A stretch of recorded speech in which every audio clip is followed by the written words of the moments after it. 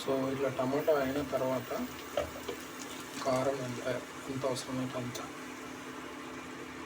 మీకు ఎంత ఇష్టమైతే అంత, ఓకే. ఎక్కువది అట్లా అని చెప్పి తక్కువ కూడా ఉంది.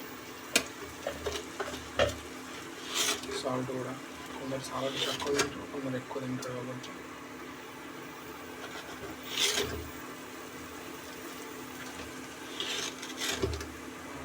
కొంచెం సాల్ట్ మంచిగా తింటారు కాబట్టి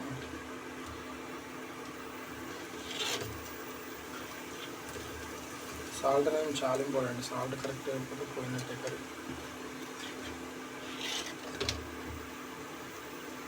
ఓకే, సాల్ట్ అయిపోయిన తర్వాత మంచిగా కలపాలి. టేస్ట్ ప్లస్ ఇది టమాటా కర్రీ తింటేనే మనకు టేస్ట్ వచ్చేయాలన్నమాట. సో అట్లా చేసుకోవాలి. ఇట్లా కొంచెం ఉడకాలి. ఇంకొంచెం ఫ్రై అయ్యేలా ఉంచి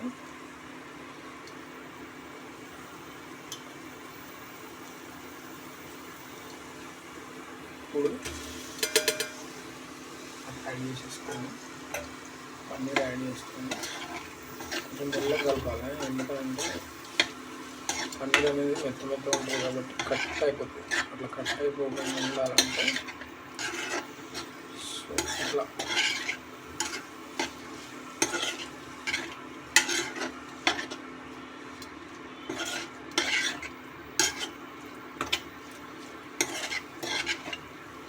సో పన్నీరు టొమాటో కర్రీ అన్నమాట. సో ఇట్లా కొంచెం ముంచేసి కొంచెంసేపు ఉంచాలి.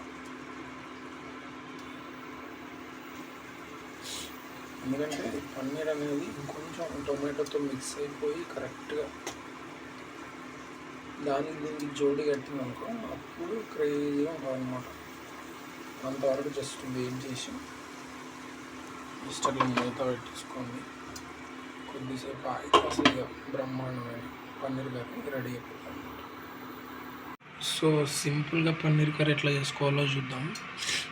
సో ఫస్ట్ పన్నీర్ వచ్చిన తర్వాత ఇట్లా చిన్న ముక్కలు కట్ చేసుకొని ఒక కడాయిలో కొంచెం ఆయిల్ వేసుకొని దాన్ని కొంచెం మంచిగా ఇట్లా గోలించాలి. అంటే ఇట్లా ఫ్రై చేయాలన్నమాట. ఆ ఆయిల్లో ఇట్లా ఫ్రై చేసి పెట్టుకొని దాని తర్వాత ఇట్లా కొత్తిమీర, ఆనియన్ అయితే ఆనియన్, టొమాటో అయితే టొమాటో ఇట్లా కట్ చేసుకొని టొమాటోని ఇట్లా వేయించాలి.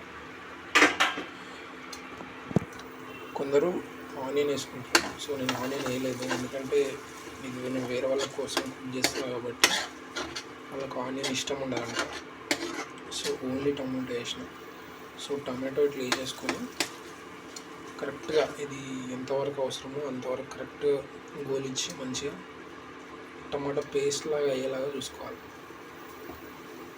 ఆల్మోస్ట్ అంటే టమాటా తిన్నా టేస్ట్ వచ్చేలాగా చేసుకోవాలి ఫస్ట్, ఓకే.